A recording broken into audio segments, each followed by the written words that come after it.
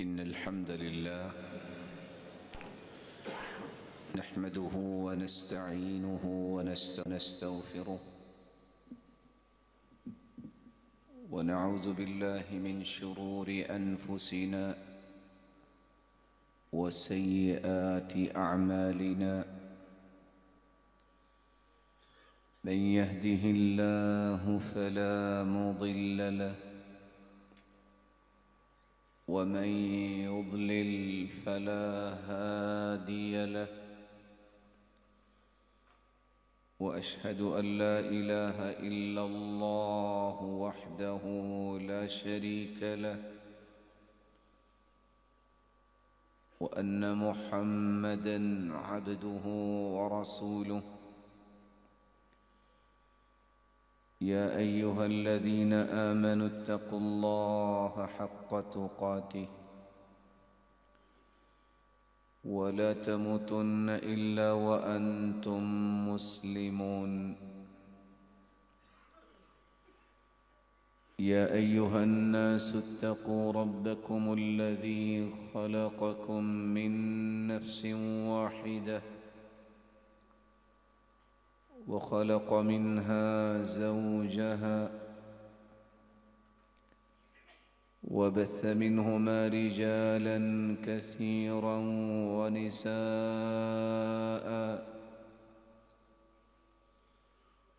واتقوا الله الذي تساءلون به والأرحام إن الله كان عليكم رقيبا. يا أيها الذين آمنوا اتقوا الله وقولوا قولا سديدا يصلح لكم أعمالكم ويغفر لكم ذنوبكم، ومن يطع الله ورسوله فقد فاز فوزا عظيما. أما بعد، فأعوذ بالله من الشيطان الرجيم. واتقوا يوما ترجعون فيه إلى الله ثم توفى كل نفس ما كسبت وهم لا يظلمون. وقال الحق سبحانه وتعالى: فمن يعمل مثقال ذرة خيرا يره ومن يعمل مثقال ذرة شرا يره। बेपनाह एहसान है अल्लाह अज़्ज़ल जलाल का, जिसने हमें मुसलमान बनाया और हमारी रुश्द व हिदायत के लिए रसूलुल्लाह सल्लल्लाहु अलैहि व आलिहि वसल्लम को हादी व मुर्शिद बनाया।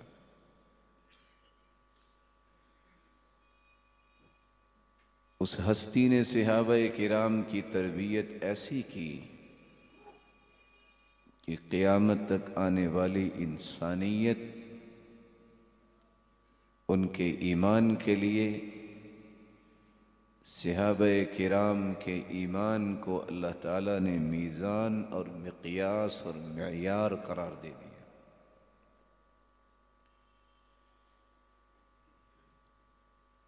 इतना मकाम और मर्तबा उन्हें नसीब कैसे हो गया, उसका बुनियादी सबब ये था कि अल्लाह अज़्ज़ल जलाल की रहमत के बाद जो तरबियती नुकूश रसूलुल्लाह सल्लल्लाहु अलैहि वसल्लम ने उनकी ज़िंदगी में छोड़े, उन नुकूश को उन्होंने मिटने नहीं दिया।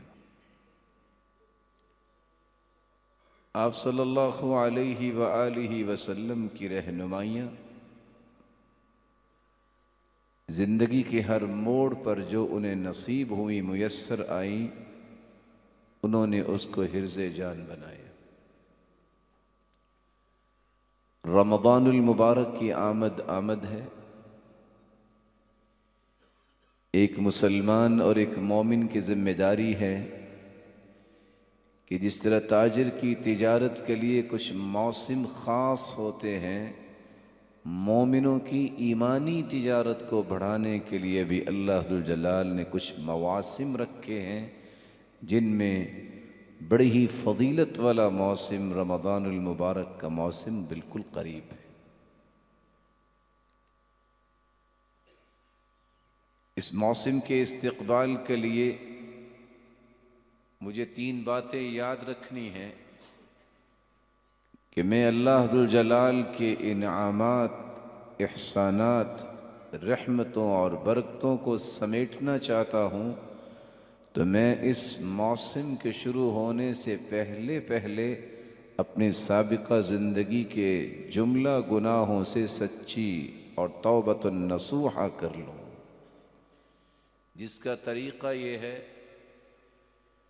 کہ جس گناہ سے میں توبہ کرنا چاہتا ہوں، میں ایک اچھا سا غسل اور وضو کروں اور 2 رکعتیں پڑھوں، اور پھر رب تعالیٰ سے ہاتھ اٹھا کے دعا کر دوں کہ چاہتے نہ چاہتے مجھ سے یہ گناہ اور غلطیاں ہوئیں، میں اس بات کا اعتراف و اقرار بھی کرتا ہوں اور اس بات پہ شرمندہ بھی ہوں، میرے مالک تو مجھے معاف کر دے۔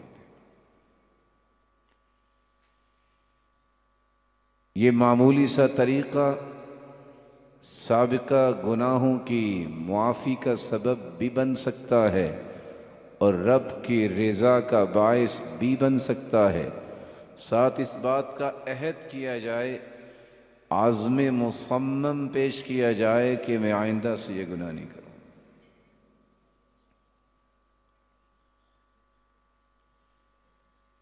اگر اس توبہ کو قبول کروانے کی تڑپ اور تمنا کسی کے سینے میں موجود ہے، تو پھر جس گناہ سے توبہ کر رہا ہے اس گناہ سے اعراض بھی کرے، کلی طور پہ کنارہ کش ہو جائے۔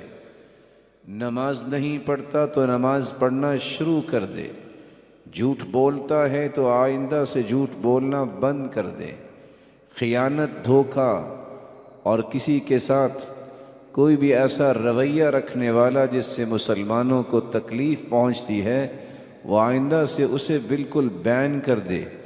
اور اگر خود کی زندگی میں سنت نہیں، سنت کے انداز اور رویے نہیں، رسول اللہ صلی اللہ علیہ وسلم کی اداؤں کی حفاظت نہیں، آپ کی سنت کے طور طریقوں کی حفاظت نہیں، تو آئندہ سے اس کی حفاظت کا عہد بھی کر لے اور اپنے آپ کو پابند بھی کر لے۔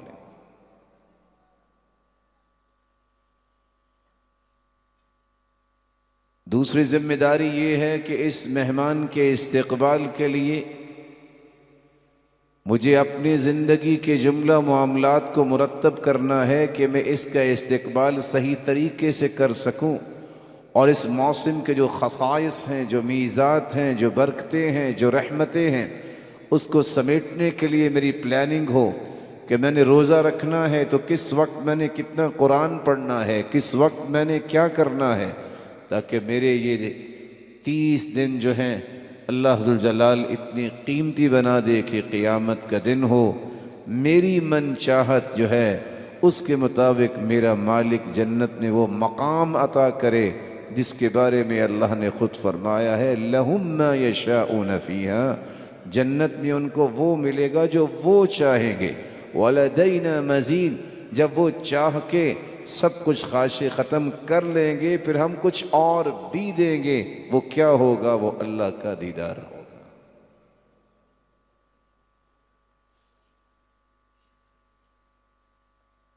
رسول اللہ صلی اللہ علیہ وآلہ وسلم نے رمضان المبارک کے متعلق جہاں دیگر مسائل کو تفصیل سے بیان کیا، وہاں صحابہ کرام کو اور بعد میں آنے والی نسلوں کے لیے ایک ایسا پیغام چھوڑا ہے جس پہ آج توجہ مسلمانوں کی ختم ہوئی۔ جب توجہ ختم ہوئی تو بہت ساری پریشانیوں نے انہیں گھیر لیا، بلکہ ان کے ہاتھوں میں کشکول گدائی تھما دیا، اور وہ غیروں کے سامنے ہی اپنے ہاتھ پھیلاتے ہوئے نظر آئے، انہوں نے اپنے نظام کو پسند نہ کیا۔ وہ نظام یہ تھا جو رسول اللہ صلی اللہ علیہ وسلم نے دیا، ان مما يلحق المؤمن من عمله وحسناته بعد موته علما علمه ونشره، ولدا صالحا تركه، او مصحفا ورثه، او مسجدا بناه، او بيتا لابن السبيل بناه، او نهرا اجراه، او صدقة اخرجها من ماله في صحته وحياته۔ ایک نہ ایک دن ہر ایک نے اس دنیا سے چلے جانا ہے۔ یہ 4 دن کی زندگی اس کی رنگینیوں میں کھو جانے والوں کے لیے پیغام ہے۔ جس طرح اپنی تجارت کو فروغ دیتے وقت، اپنے بزنس کو قائم کرتے وقت، کھڑا کرتے وقت یہ سوچتے ہیں ہاں ایک مرتبہ تو انویسٹمنٹ کرنی پڑے گی، کیپٹل کیا ہے اس کو یوٹیلائز تو کرنا پڑے گا، اور تاجر یہ کہتا ہوا نظر آتا ہے پہلے بازار میں کچھ پیسہ بکھیرنا پڑتا ہے پھر ہی اکٹھا ہوتا ہے۔ یہ سارے کے سارے ٹولز جو استعمال کیے جاتے ہیں تجارت کو فروغ دینے کے لیے، اللہ عز و جلال نے اپنے پیغمبر کے ذریعے ایک ایسا ٹول بیان کیا ہے کہ آپ کی زندگی میں بھی وہ تجارت بڑھتی نظر آئے گی۔ آپ جب چلے جاؤ گے مٹی میں مٹی ہو جاؤ گے، نہ جانے کتنے 100 سال کے بعد قیامت آئے گی، یہ میرے رب کے علم میں ہے، لیکن قیامت کی دیواروں تک ہر روز آپ کے نامہ اعمال میں اس اکاؤنٹ میں ایک نہیں، ہزاروں نہیں، لاکھوں نیکیاں روزانہ کی بنیاد پہ تسلسل کے ساتھ ڈپازٹ بھی ہوتی رہیں گی، اور اس کی وجہ سے قیامت کے دن جنت میں وہ درجات بلند ہیں وہ بھی آپ کے کھاتے میں لکھ دیے جائیں گے۔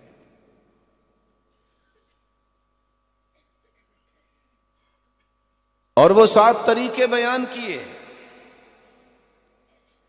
مرنے کے بعد جب انسان قبر میں ہوگا اب وہ کوئی کام تو نہیں کر سکتا، اس نے اپنا ٹینور مکمل کر لیا، اب تو اسے جزا یا سزا ہے، لیکن خوش نصیب وہ ہے جو جزا لینے کے لیے یہ 7 کام کرتا ہے۔ علم رکھتا ہے تو علم سکھا دیتا ہے، علم رکھتا نہیں تو علم کو نشر کرنے کے لیے، اس کی اشاعت کرنے کے لیے، دنیا کے کونے کونے تک پہنچانے کے لیے اس علمی بات کو نشر و اشاعت کے لیے علماء کے ساتھ کھڑا ہو جاتا ہے، اپنی اولاد کی تربیت کرتا ہے، نیک اور صالح بناتا ہے۔ یہ تو چلا جائے گا، اولاد ہاتھ اٹھا کے دعا کرے گی، قیامت کا دن ہوگا، پہاڑ جتنی نیکیاں نامہ اعمال میں آئیں گی، بندہ پوچھے گا یا رب ما ھذا، اے اللہ یہ کیا؟ یہ تو میں نے عمل کوئی نہیں کیا تھا۔ جواب ملے گا باستغفار ولدک لک، یہ تیری اولاد نے تمہارے لیے استغفار کیا، دعا کی، جس کو پہاڑ نیکیوں کا بنا کے نام اعمال میں شامل کر۔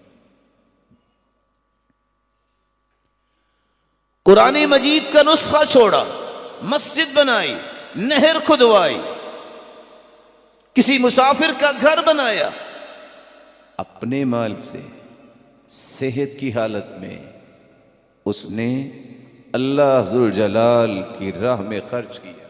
صحیح مسلم کی روایت ہے اذا مات ابن آدم انقطع عمله الا من 3، من صدقة جارية او علم ينتفع به او ولد صالح يدعو له۔ انسان کی سانسیں جب منقطع ہوتی ہیں، یہ زندگی کی ڈوری جب کٹ جاتی ہے تو پھر 3 ہی چیزیں باقی رہ جاتی ہیں، جو اس نے صدقہ جاریہ کیا، اس نے اپنی اولاد کی تربیت کی، یا اس نے کو علم سیکھا جس علم کا نفع اس کے بعد بھی دنیا کو پہنچتا رہتا ہے۔ علماء محدثین نے صحیح مسلم کے سے روایت کیے جو الفاظ ہیں صدقۃ جاریہ، اس سے مراد لیا ہے کہ یہ ہے وقف۔ وقف کا مطلب ہوتا ہے خاص کرنا، مختص کرنا، قائم کرنا، روکنا۔ عربی زبان میں کہا جاتا ہے وقف الدار، فلاں شخص نے اس گھر کو اللہ ذوالجلال کی رضا کے لیے مختص کر دیا۔ امام ابن قدامہ رحمۃ اللہ علیہ فرماتے ہیں حبس الاصل وتسبیل الثمرہ، وقف یہ ہے کہ کوئی شخص اپنی ملکیت کو باقی رکھتے ہوئے اس بات کا عہد کرتا ہے کہ ہے تو یہ میری ملکیت میں یہ چیز، لیکن اس چیز سے جو بھی پروفٹ مجھے آئے گا میں اسے اللہ ذوالجلال کی راہ میں وقف کرتا ہوں، وہ دین کی سربلندی کے لیے استعمال کیا جائے گا۔ ابن مفلح بیان کرتے ہیں حبس مال للہ، کچھ لوگ مال وقف کر دیتے ہیں کہ میں اپنی زندگی میں ہی 1/3 یا جو اس کی استطاعت اور صلاحیت ہے اس کے مطابق میں اللہ کے لیے اسے وقف کرتا ہوں، یمکن الانتفاع به مع بقاء عینہ، کہ اس سے نفع جو آئے گا وہ امت کے اندر دین کو عام کرنے کے لیے، دین کی سربلندی کے لیے اس سے نفع لیا جائے گا۔ جس طرح مال کا نفع مجھے آئے گا میں اس مال کے ذریعے دین کو نفع پہنچاؤں۔ اسی بات کو اللہ ذوالجلال نے بیان کیا ہے لن تنالوا البر حتى تنفقوا مما تحبون، جب تک تم پسندیدہ چیز اللہ کی راہ میں خرچ نہیں کرتے اس وقت تک حقیقی نیکی کے مالک نہیں بن سکتے۔ جابر بن عبداللہ رضی اللہ تعالی عنہ فرماتے ہیں لم يكن من احد اصحاب النبی صلی اللہ علیہ وسلم ذو مقدرہ، 1,44,000 صحابہ میں سے کوئی بھی ایک صحابی ایسا نہیں جس کے پاس استطاعت تھی الا وقف، اس نے وقف کیا ہے۔ بلکہ فرماتے ہیں دوسری روایت میں ہے فما اعلم احدا من اصحاب رسول اللہ صلی اللہ علیہ وسلم ذا مقدرۃ من الانصار والمهاجرین الا حبس ماله موقوفا لا تباع ولا تورث ولا توهب۔ 1,44,000 صحابہ میں سے میں کسی صحابی کو نہیں جانتا، وہ انصار میں سے ہو مہاجروں میں سے ہو، جس کو اللہ نے طاقت دی تھی اس نے زندگی میں ہی اپنا کچھ مال وقف کیا 3 شرائط کے ساتھ، آج کے بعد اس کو بیچا نہیں جا سکتا، یہ وراثت نہیں بنے گی، یہ ہبہ نہیں کیا جا سکتا۔ امام شافعی رحمۃ اللہ علیہ فرماتے ہیں لم يحبس اہل الجاہلیت فیما علمت، جاہلیت کا یہ رواج ہی نہیں تھا، جاہلیت میں کسی نے ایسا کام نہیں کیا۔ ومن خصائص الاسلام، یہ اسلام کے خصائص میں سے ہے جس کو اللہ کے رسول صلی اللہ علیہ وسلم نے صحابہ کرام کو سمجھایا۔ سب سے پہلے سیدنا مخیریق رضی اللہ تعالی عنہ، انہوں نے اپنی زمین اللہ کے رسول صلی اللہ علیہ وسلم کے نام کر دی، تو آپ صلی اللہ علیہ وسلم نے سب سے پہلے اسی زمین کو ہی وقف کر دیا۔ سیدنا مخیریق سیدنا عمر فرماتے ہیں اللہ کے رسول سب سے پیاری زمین خیبر میں مجھے ملی ہے، اصاب ارضا بخیبر، یہی سب سے عمدہ ہے، میں کیا کروں؟ فرمایا وقف کر دو، اس شرط پہ وقف کیا لا تباع ولا تورث ولا توهب، اس کو کوئی بیچ نہیں سکے گا، یہ میری اولاد میں وراثت کے طور پہ تقسیم نہیں ہو سکے گی، یہ ہبہ نہیں ہو سکے گی۔ لا جناح علی من ولیها ان یأکلها بالمعروف، شریعت نے اجازت دی ہے جو وقف کر رہا ہے اگر اس کے پاس سب کچھ ختم ہو گیا ہے معروف طریقے سے وہ بھی کھانا کھا سکتا ہے، وہ بھی اپنی ضرورت کو پورا کر سکتا ہے. وَيُطْعِمَهَا غَيْرَ مُتَمَوِّلٍ، وہ اپنے دوستوں کو کھلا بھی سکتا ہے لیکن اپنی جیب کو نہیں بھرے گا. سیدنا عمر رضی اللہ تعالی عنہ، سیدنا علی رضی اللہ تعالی عنہ، سیدنا ابو اروہ دوسی رضی اللہ تعالی عنہ، سیدنا مخیریق رضی اللہ تعالی عنہ، انہوں نے سب سے پہلے اپنی زمینوں کو، اپنی پراپرٹی کو اللہ کی راہ میں وقف کر دیا.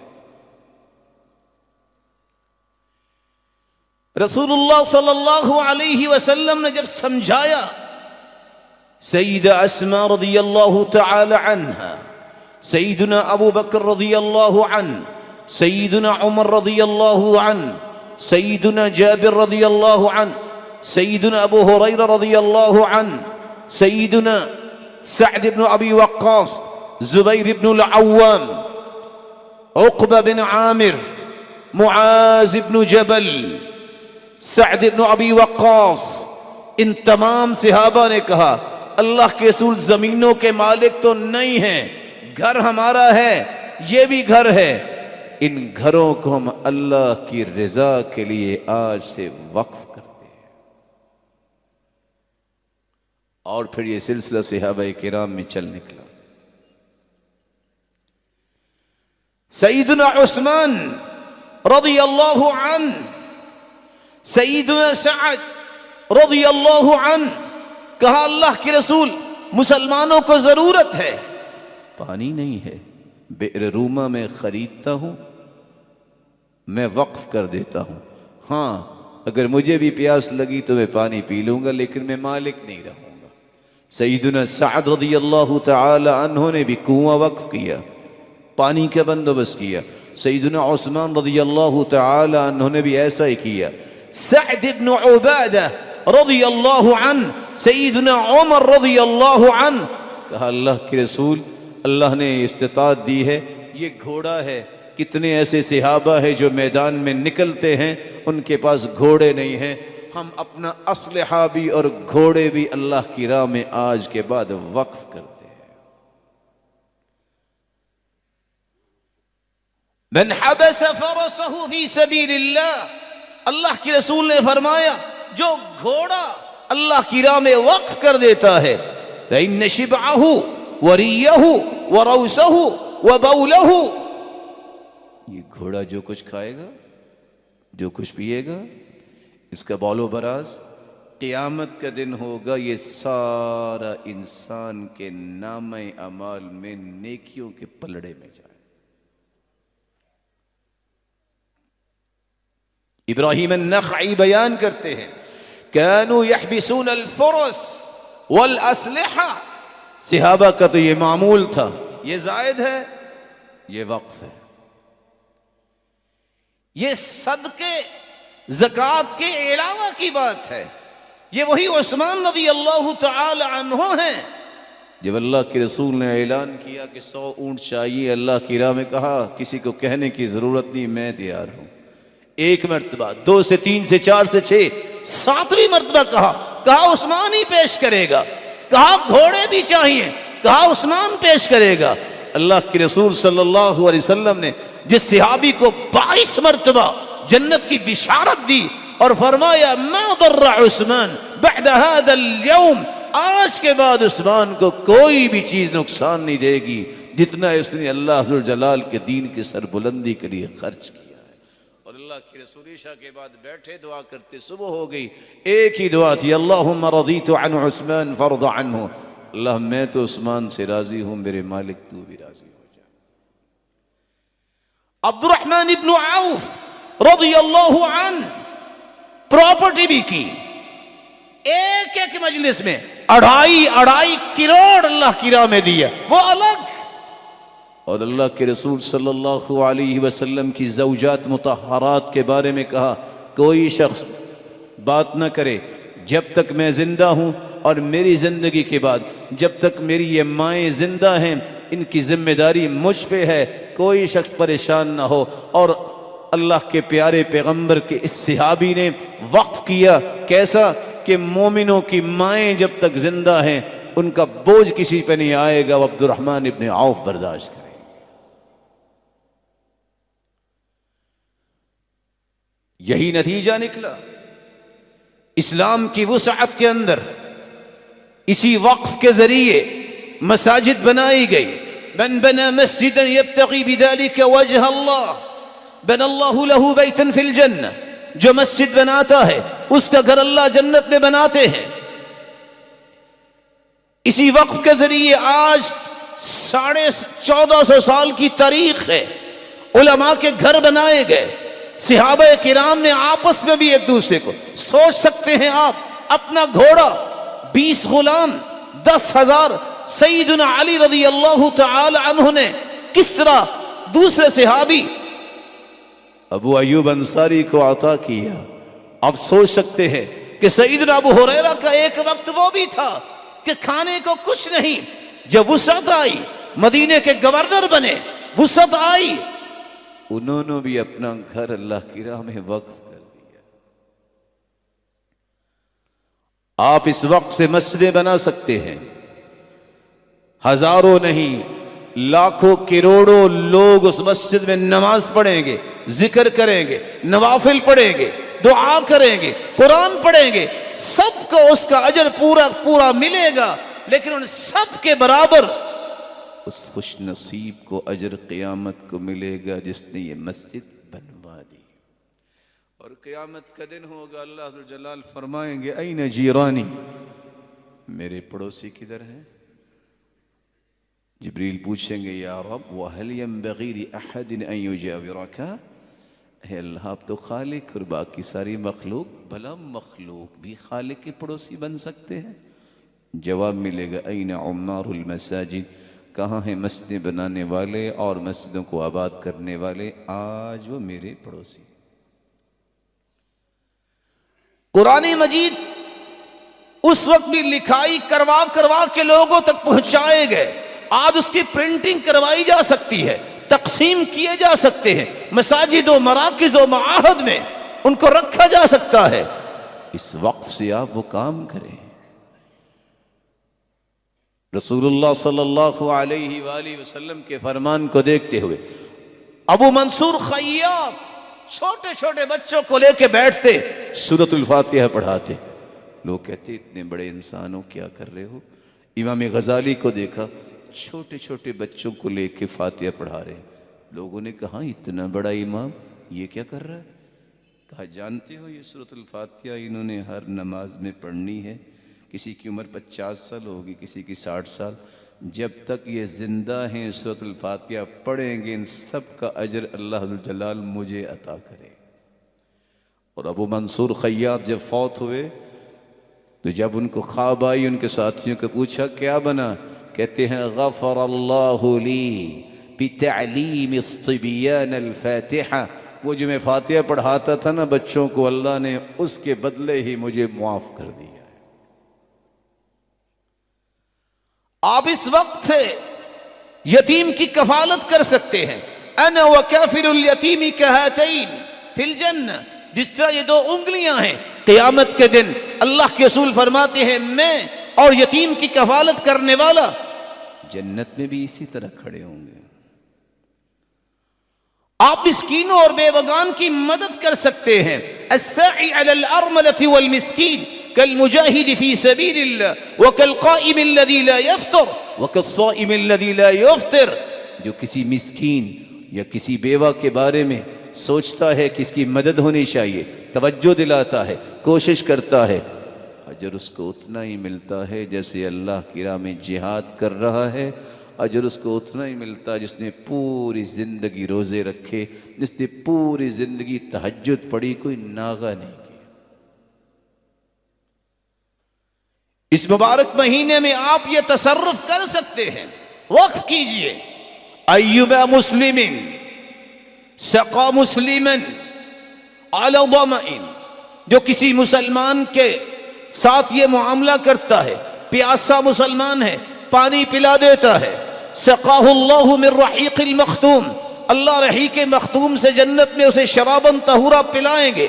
ایما مسلم اطعم مسلما علی جوع، کوئی بھوکا ہے اس کو کھانا کھلا دے گا، اطعمہ اللہ من ثمار الجنہ، اللہ اسے جنت کے پھلوں سے قیامت کو عطا کریں گے۔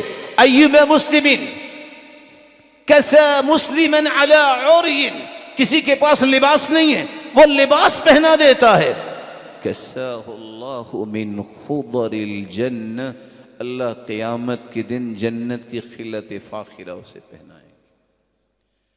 صرف زندہ نہیں، من کفن مسلما، جو کسی مسلمان کو کفنا دیتا ہے، کفن گفٹ کر دیتا ہے کہ میں اس کو کفن دوں گا، کساہ اللہ من السندس، اللہ فرمائیں گے قیامت کے دن کہ اس کے بدلے میں اس کو جنتی ریشمی لباس پہنایا جائے۔ کوئی مقروض ہے اس کا قرض ادا کرنے کے لیے وقف بنائیے، من محى عن غریبی او عفا عنہ اثبت اللہ قدمہ یوم تزل الاقدام، جس دن ساری دنیا کے پاؤں اکھڑ رہے ہوں گے، جو کسی کا قرض اتار دے یا اس نے قرض دیا تھا معاف کر دے، اللہ اس کا قدم جنت میں جما دیں گے۔ میری اور آپ کے گھر میں 4 سے 6 گاڑیاں کھڑی ہیں، اللہ کے رسول کا فرمان ہے من كان عنده فضل ظاهر فليعد به على من لا ظهر له، ایک سواری اس کو بھی دے دو جو آپ کا رشتہ دار ہے، آپ کے ساتھ خونی تعلق ہے، آپ کا پڑوسی ہے، مسلمان ہے، تکلیف میں ہے۔ میرے گھر میں 5 گاڑیاں کھڑی ہیں تو مجھے کیا دیتی ہیں سوائے پیسے کی نمائش کی، اور کیا ہے؟ اگر ایک دے دو گے تو کیا ہوگا؟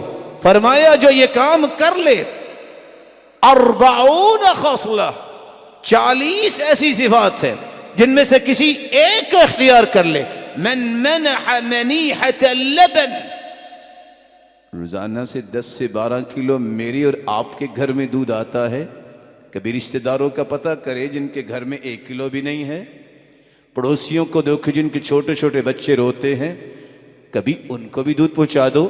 کوئی جانور 80 سے 100 جانور کا مالک میں ہوں اور آپ ہیں، ایک جانور، ایک بکری، ایک گائے، ایک بھینس کسی کو بھی دے کے دیکھو، 40 خصلہ، 40 خصلتیں ہیں، ان میں سے ایک بھی اختیار کر لو، اللہ کے رسول نے فرمایا اس کے لیے جنت پکی ہو گئی۔ رسول اللہ صلی اللہ علیہ وسلم نے فرمایا اطعم الجائع وعود المریض وفک العانی، کتنے ایسے لوگ ہیں سفید پوش ہیں، چٹیاں ان پہ پڑ گئیں، بیمار ہیں، کوئی علاج کروانے والا نہیں ہے، بیمار ہیں، بچیاں بیٹھی ہیں، کوئی شادی کرنے والا نہیں، من كانت له بنتان او 3 بنات، جس کی 2 یا 3 بیٹیاں ہوں، او 3 اخوات، 3 بہنیں ہیں، باپ سر پہ نہیں ہے، ذمہ داری ہے، فکساہن، اس کو پہناتا ہے ان بچیوں کو، سقاہن، پلاتا ہے، اطعمہن، کھلاتا ہے، فرباہن وعلمہن، علم سکھاتا ہے، ادب سکھاتا ہے، وزوجہن، اور ان کی شادی کر دیتا ہے۔ قیامت کا دن ہوگا یہ جہنم کے سامنے دیوار بن جائیں گی، ایسے شخص کو جہنم نہیں جانے دے۔ منمانی سے فضول خرچی میں ہزاروں، لاکھوں، کروڑوں اڑانے والوں کو یہ بتاؤ، عمرو بن جموح رضی اللہ تعالی عنہ نے کہہ دیا تھا اللہ کے رسول جب بھی آپ کی شادی ہوگی ولیمہ میں کروں گا۔ آج کہاں یہ رویے گئے؟ میرے اور آپ کے رشتہ دار جو اس لیے 10 سال سے بیٹھے ہیں، شادی نہیں کر رہے، نہ بیٹوں کی نہ بیٹی کی، میں اور آپ کیوں نہیں کہتے کہ سنت کے مطابق میں ولیمہ کروں گا، آپ اپنے بچے کی شادی کریں؟ یہ رویے آج بھی عرب میں موجود ہیں، ان آنکھوں نے بھی دیکھا، ان کانوں نے بھی سنا۔ یہ کیا مسئلہ ہے؟ آپ شادی کیوں نہیں کرا رہے؟ وہ کہتے ہیں انشاءاللہ اللہ یسر، اللہ آسانی کریں گے۔ کہتے ہیں علیہ ولیمتک، جاؤ جلدی سے وقت طے کرو، ولیمہ میں کروں گا۔ یہ دل گردے کی بات ہے، پیسے کی بات نہیں ہے۔ لیس الغنى عن کثرت العرض، مالدار انسان مال سے نہیں ہوتا، ولکن الغنى غنى النفس، دل جس کا امیر ہو اس کو غنی کہتے ہیں۔ صرف وہ غنی نہیں ہوتا جس کے پاس مال ہے۔ رسول اللہ صلی اللہ علیہ وسلم نے فرمایا دعوا مرضاکم بالصدقہ، کتنے مریض ہیں جن کے پاس روزانہ کی دوائی کے پیسے بھی نہیں ہیں، وقف بناؤ ان کے علاج کے لیے۔ اگر کسی کو تھوڑا سا اپنے آپ کو جھنجھوڑنا ہے تو آج بھی ملتان کے آگے ایک چکر لگا لو۔ جن کا کچھ نہیں بچا، کیا اس کے بارے میں مجھے نہیں پوچھا جائے گا کہ میں ناز و نعم میں پلتا رہا اور باتیں کرتا رہا اور سنتا رہا اور خبریں دیکھتا رہا، سکرول کرتا رہا، بس ٹھیک ہے یہ ان پہ آیا ہے تو کل کو آپ پہ بھی آ سکتی ہے۔ اللہ کا شکر کرو۔ اور اسی لیے اللہ ذو الجلال نے فرمایا ان للہ اقواما یختصهم بالنعم، اللہ کچھ قوموں کو مال سے نوازتے ہیں لمنافع العباد، کیوں زیادہ دیتے ہیں؟ تاکہ لوگوں کو نفع دیں۔ فما زال یقرهم ما بذلوها، اس وقت تک اللہ یہ نعمتیں ان کے پاس رکھتے ہیں جب تک وہ لوگوں کو نفع دیتے رہتے ہیں۔ فَإِذَا مَنَعُوهَا، جب وہ نعمتوں کو روک لیتے ہیں، حَوَّلَهَا إِلَى غَيْرِهِمْ، وہی نعمت اللہ اٹھا کے کسی اور کے ہاتھ میں دے دیتا۔ اس لیے امام شافعی کہا کرتے تھے اللہ کو یہ ہاتھ بڑا پسند ہے جس سے لوگوں کی ضرورتیں پوری ہوتی۔ رسول اللہ صلی اللہ علیہ وسلم نے یہ تربیت دی تھی۔ اس لیے میں آج کے اس خطبے میں 5 گزارشیں کرنا چاہوں اہل ثروت سے۔ پہلی گزارش اس دعا کے ساتھ کہ اللہ عز و جلال آپ سب کے کاروبار میں اتنی برکت عطا فرمائے کہ آپ کبھی بھی حرام کی طرف دیکھنا پسند ہی نہ کریں۔ لیکن اس کے لیے ضروری یہ ہے کہ پہلا کام یہ کریں لا يبيع في سوقنا الا بعدما تفقه في الدين، تجارت کو علمی بنیادوں پہ، سنت کی بنیادوں پہ قائم ہے تو شکر کر لیجئے، قائم نہیں تو دوبارہ سے اس کی ری ڈیزائننگ کیجئے، سنت کے مطابق شرعی اصول و ضوابط کے مطابق تجارت کریں اور اس کی فکر کریں۔ دوسری بات، زکوٰۃ کے مسائل کو سمجھیے، جو زکوٰۃ بنتی ہے خوشی سے دیجئے مستحقین کو، لیکن 4 راستوں کو اپنے سامنے بند کر لیجئے۔ پہلا راستہ، اسلامی مہینے کے مطابق زکوٰۃ دیجئے، جنوری فروری کے حساب سے نہیں، یہ 365 دن ہے، اسلامی مہینہ 356 دن بنتے ہیں۔ آپ نہ چاہتے ہوئے بھی اگر جنوری فروری کے معاملے میں حساب کرتے ہیں تو 9 دن کی زکوٰۃ یا 8 دن کی زکوٰۃ آپ نہیں ادا کریں گے، اس کا جواب قیامت کو کون دے گا؟ دوسرا دروازہ بند کیجئے، یہ زکوٰۃ ہے، کوئی احسان نہیں ہے، مت لوگوں کو ذلیل کیجئے، بار بار چکر مت لگوائیے۔ جب وقت ہو جائے آپ مالک نہیں ہیں، ان تک پہنچائیے، پہنچا نہیں سکتے ان لوگوں تک پہنچائیے جو لوگوں تک پہنچا سکے۔ یہ دانش مندی نہیں ہے کہ زکوٰۃ کا حساب نہ بھی کیا تو خیر ہے، کر بھی لیا تو رکھا ہوا ہے، چلو بانٹتے رہیں گے پورا سال، لوگ کہیں گے بڑا مالدار ہے، سارے سال ہی بانٹتا رہتا ہے، اتنا نہیں پتا کہ اس کا مال تو تھا ہی نہیں، یہ جو احسان جتلا رہا ہے یہ اللہ ذو الجلال کا مال تھا۔ اس کے مال میں برکت کے لیے، مال کی شرارت سے بچنے کے لیے، اذا ادیت زکاة مالک فقد اذهبت عنك شرا، جس نے اپنے مال سے زکوٰۃ دے دی، لیکن کیسے دی؟ طیبۃ بها نفسہ، دل کی خوشی سے۔ جب وہ فرض ہو جائے تو دل کی خوشی سے دے، تو سمجھ لو آپ نے اس مال کی شرارت سے اپنے آپ کو محفوظ کر لیا۔ آپ سمجھ لو کہ اس دن آپ نے برکتوں کا ڈھیر اپنے مال میں خود سے ہی شامل کر لیا، اور پھر اپنے مال کو اتنا پاک کر لیا کہ یہ کھانے سے آپ کے ہر قول و عمل میں بھی پاکیزگی آ جائے۔ دروازہ بند کیجئے۔ اگر آپ کو شوق ہی ہے سارا سال یہ کرنے کا تو عباس رضی اللہ تعالیٰ عنہ، اللہ کے رسول کے چچا نے بھی کیا، وہ کام کر لو۔ وہ آئندہ سال جو زکوٰۃ دینی ہوتی وہ پہلے تقسیم کر دیتے، حساب بعد میں کرتے۔ اپنے حساب اسلامی مہینوں کے مطابق کیجیے، زکوٰۃ فرض ہو جائے اپنے پاس رکھنے کی جرت نہ کیجیے، زکوٰۃ دل کی خوشی سے دیجیے، اور ایک چوتھا سیانہ دروازہ بھی بند کر دیجیے۔ یہ سیانہ دروازہ کیا ہے؟ وہ میں نے قرض دیا تھا، لگتا ہے کہ ملے گا نہیں، تو میں زکوٰۃ میں کٹوا سکتا ہوں۔ معنی اس کا یہ ہے، یا اللہ زکوٰۃ دینی ہے، میرے پھنس گئے، چھڑا سکتے ہو تو چھڑا کے زکوٰۃ میں قبول کر لے، مجھ سے تو نہیں لیے جا رہے۔ کیسے کمال کی یہ دانش مندی ہے، تم سے تو وہ نکالے نہیں جا رہے، اس کو رب کے کھاتے میں ڈال رہے ہو۔ دروازہ بند کرو، یہ عمل ضائع ہو جائے گا۔ خوشی سے زکوٰۃ دو، اور یہ سمجھ کے زکوٰۃ دو کہ یہ میرے ایمان کا حصہ ہے۔ من لم یزکی فلا صلاۃ لہ، جو زکوٰۃ نہیں دیتا اس کی نماز بھی نہیں۔ تیسری گزارش، زکوٰۃ یہ فرض ہے، نہ دے تو انسان کفر کے دائرے میں جا سکتا ہے۔ یہی وجہ ہے سیدنا ابوبکر صدیق رضی اللہ تعالیٰ عنہ نے جو زکوٰۃ نہیں دیتے تو ان سے جہاد کیا تھا، لڑائی کی تھی، اور کہا تھا لَأُقَاتِلَنَّ مَنْ فَرَّقَ بَيْنَ الصَّلَاةِ وَالزَّكَاةِ، جو نماز اور زکوٰۃ میں فرق کرے گا میں اس سے بھی جہاد کروں گا۔ اگر اللہ کے رسول کے زمانے میں کوئی رسی بھی دیتا تھا تو میں بھی وہ لے کے چھوڑوں گا، کیونکہ یہ اللہ ذوالجلال کا حق۔ تیسری بات، صدقات کو اپنی زندگی اور آخرت میں خوشیوں کو سمیٹنے، راحت و سکون کو سمیٹنے کے لیے، درجات کی بلندی کے لیے صدقات کیا کریں، لیکن وہ بھی رب کی رضا کے لیے۔ سلف کا طریقہ چھپا کے دیتے، بلکہ کسی کو زکوٰۃ و صدقہ دینا ہوتا کہتے مغرب کے بعد آنا۔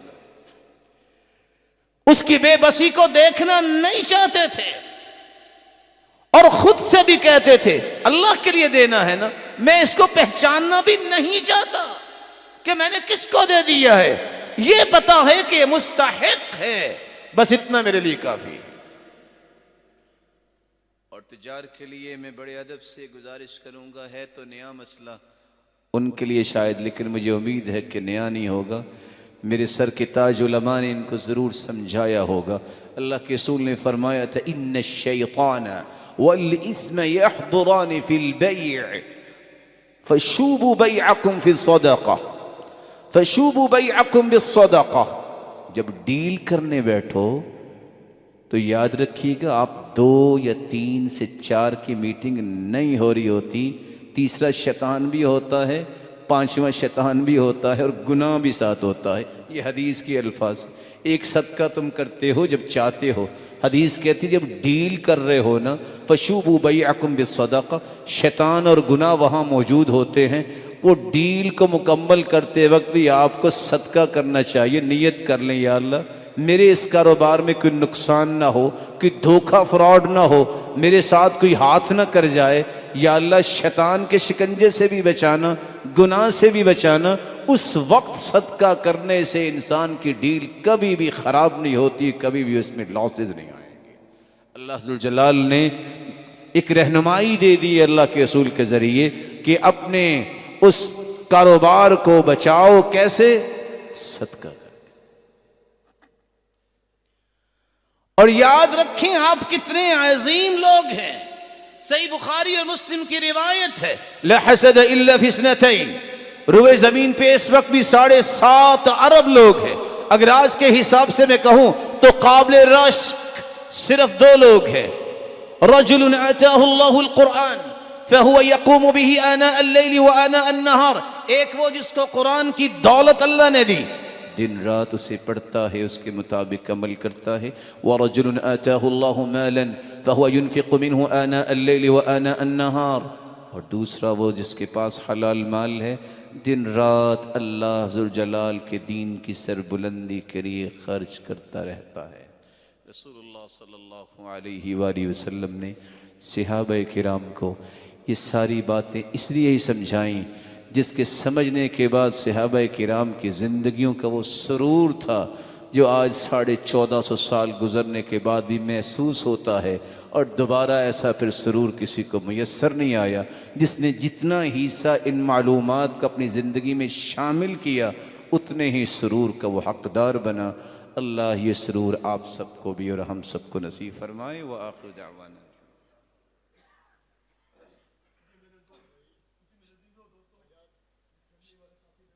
آپ میرے محترم کو بٹھا دیجیے، میں آپ کا اعلان کروں گا۔ اللہ آپ کو سلامت رکھے، تشریف رکھیے۔ الحمد للہ علی احسانہ والشکر لہ علی توفیقہ وامتنانہ، اما بعد فاعوذ باللہ من الشیطان فانہ عدو للانسان۔ میری پہلی گزارش یہ ہے،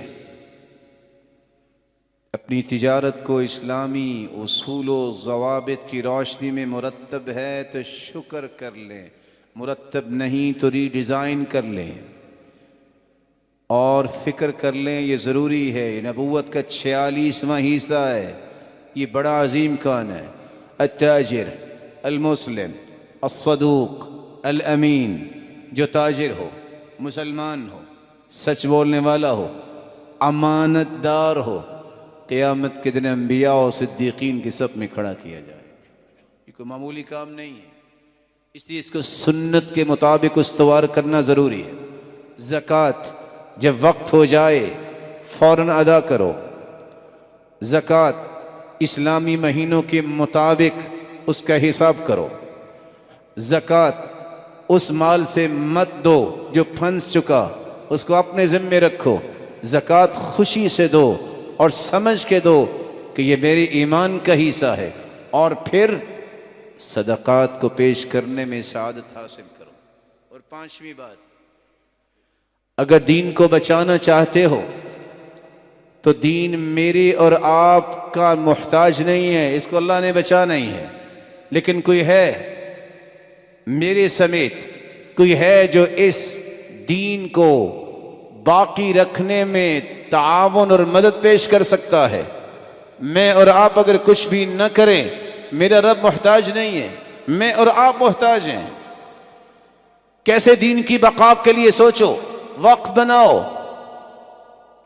امام شعبہ کتنے بڑے محدث ہیں، بھائیوں نے کہا تھا بس آپ صرف پڑھائیں گے، آپ صرف دین کی خدمت کریں گے، ایک پیسہ نہیں کمائیں گے، ہم خرچ کریں گے۔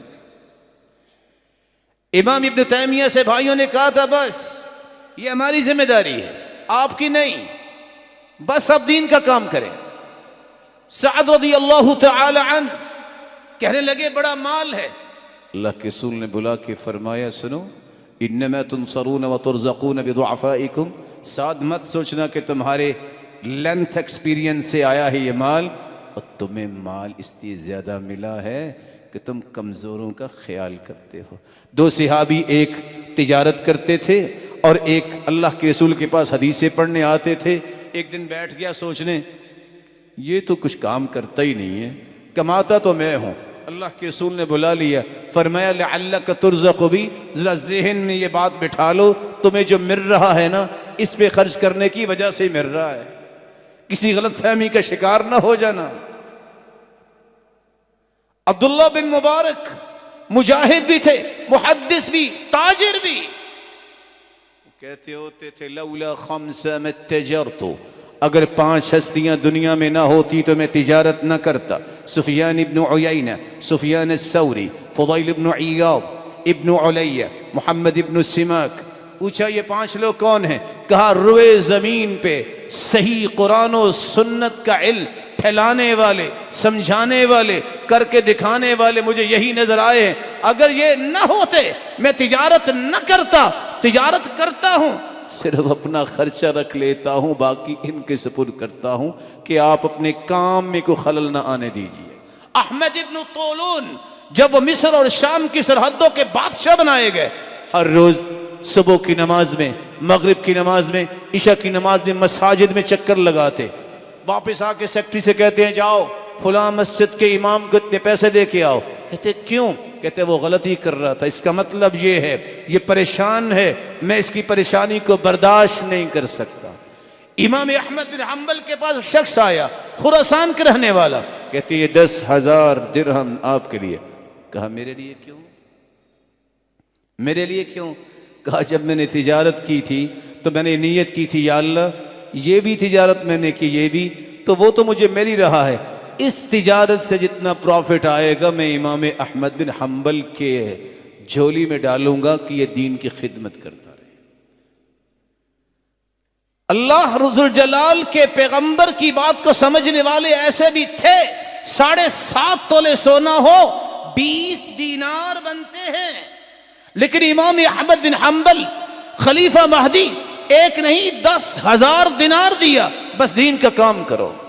10,000 درہم دیا صرف ایک حدیث سنانے پہ، صرف ایک مناظرہ امام شافعی نے کیا، 50,000 درہم دیے۔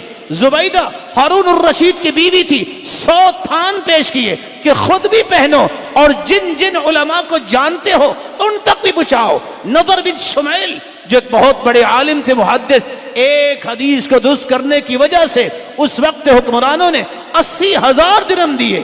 آپ کیا سوچتے ہیں کہ مسلمان ایسے ہی تھے؟ آج ہم چند چیزیں پیش کر کے خوش ہو جاتے ہیں۔ ابو الحسن بوشنجی جو کہا کرتے تھے جس کا ظاہر و باطن ہے وہ عالم ایک جیسا ہو، جس کا باطن ظاہر سے اچھا ہو وہ اللہ کا ولی، جس کا ظاہر باطن سے اچھا ہو وہ جاہل، 7 لاکھ درہم دیے۔ آج یہ بات بھی یاد رکھنے والی ہے، امام ذہبی نے اس قصے کو پیش کیا ہے، محمدون کا قصہ۔ کون ہے محمدون؟ محمد بن جعفر الطبری، محمد بن ہارون الرویانی، محمد بن نصر المروزی، محمد بن اسحاق ابن خزائم، چاروں کے چاروں اللہ کے دین کے لیے نکلے ہیں، دور چلے گئے، سب کچھ ختم ہو گیا۔ آپ کیا سمجھتے ہیں کہ اللہ ذوالجلال اپنے بندوں کو ضائع کر دیں گے؟ یہ پیغام بھی ہے میرا ان میرے جیسے کمزوروں کے لیے جو کہتے ہیں کہ دین کا کام کیسے کریں، اللہ کی نصرت سے کریں، توکل کے ساتھ کریں۔ اللہ محتاج نہیں ہے کسی کا، اس کے خزانے بہت ہے، میں اور آپ کچھ نہیں کریں گے۔ وَإِن تَتَوَلَّوْا يَسْتَبْدِلْ قَوْمًا غَيْرَكُمْ ثُمَّ لَا يَكُونُوا أَمْثَالَكُمْ، اگر میں اور آپ منہ پھیر دیں گے اللہ کوئی اور قوم لے آئے گا جو سارے یہ کام کریں گے اور وہ ہمارے جیسے نہیں ہوں گے۔ پھر رسول اللہ صلی اللہ علیہ وسلم کے دین پہ اعتماد کرنے والوں کا نتیجہ کیا نکلا؟ امام ذہبی کہتے ہیں چاروں نکلے، مکان میں جمع ہیں، کھانے کو کچھ نہیں ہے، کہتے کیا کریں؟ اب کسی کو کہنا تو پڑے گا، کوئی بھی تیار نہیں ہے، کہتے قرآن اندازی کرے۔ قرآن اندازی کی، محمد ابن ہارون رویانی کا نام آیا، کہتے نہیں مجھے وقت دو، میں نماز پڑھوں، استخارہ کروں، پھر جاؤں گا۔ وضو کیا، نماز شروع کی، دروازہ کھٹکا، دروازہ کھولا، کہتے آفیکم محمد ابن ہارون رویانی، آفیکم محمد ابن نصر المروزی، تم میں سے کوئی ہے محمد بن ہارون اور محمد بن نصر؟ ایک دوسرے کو دیکھ رہے، ہم تو کہاں کے رہنے والے، کہاں یہ تو یہ نام کیسے جانتے؟ کہتے آپ کون ہو؟ کہا وقت کا بادشاہ دوپہر کو قیلولہ کر رہا تھا، اسے خواب آئی، اللہ نے کہا آرام سے لیٹے ہوئے ہو، تمہیں شرم نہیں آتی؟ تمہاری حکومت میں 4 میرے پیارے بندے دین کے نکلے اور بھوکے بیٹھے اور تم سو رہے ہو۔ یہ اشرفیاں اس نے بھیجی اور ساتھ کہا ہے جب ختم ہو جائے تو دوبارہ بتا دے جا، میں حاضر ہوں۔ یاد رکھیے گا میں اور آپ اگر یہ کام نہیں کرتے تو اللہ کا دین یہ جاری و ساری ہے، صرف محرومی ہمارے کھاتے میں آئے گی۔ دین میرا اور آپ کا محتاج نہیں۔ میری ان آنکھوں نے دیکھا، ایک نہیں 250 کمروں پر مشتمل ایک بلڈنگ بنی، ہم نے سوچا حجاج آئیں گے کیونکہ اس کے قریبی مسجد میں مجھے نماز پڑھنے کا موقع ملتا۔ جب کمپلیٹ ہوئی بلایا لوگوں کو، ساری کی ساری بلڈنگ اور مکہ جیسے عظیم شہر میں صرف ان لوگوں کے لیے وقف کر دی جو مساجد میں بیٹھ کے قرآن پڑھتے اور پڑھاتے۔ عبداللہ بن مبارک رحمۃ اللہ علیہ حج کرنے کے لیے نکلے، دیکھتے ہیں ایک چھوٹی سی بچی مردہ مرغی اٹھا کے اپنے گھر لے جا رہی۔ پوچھا یہ تو حرام ہے، پتہ کیا کہ یہ نیک اور صالحہ عورت ہے، اس کے پاس اب اتنا بھی نہیں بچا کہ زندگی بچا لے، اور قرآن کہتا ہے اِلَّا مَا اضْطُرِرْتُمْ إِلَيْهِ، جب جان بچانا ہو تو پھر یہ مردار بھی حلال ہو جاتا ہے۔ رک گئے، رونے لگ گئے، کہا حج اگلے سال کروں گا، پیسہ دے کے واپس آ گئے، کہا اس کا فوری طور پہ ذمہ داری اٹھاتا ہوں اور جو بھی اس کی ضروریات ہیں میں پوری کرتا ہوں۔ وہ لوگ تھے جن کے نام آج بھی زندہ ہیں، یہ وہ ہیں۔ ابن حبیرہ بیان کرتے ہیں، شام کی نماز پڑھی، ذکر کیا، دائیں بائیں دیکھا کوئی نہیں ہے، سجدے میں چلے گئے، سر اس وقت اٹھایا جب عشاء کی اذان ہوئی۔ اللہ میرا اور آپ کا ایمان بھی ایسا بنائے کہ ہم بھی ایسے کام کریں جو اللہ کی رضا کا باعث بنے اور دین کی سربلندی کا باعث بنے۔ وآخر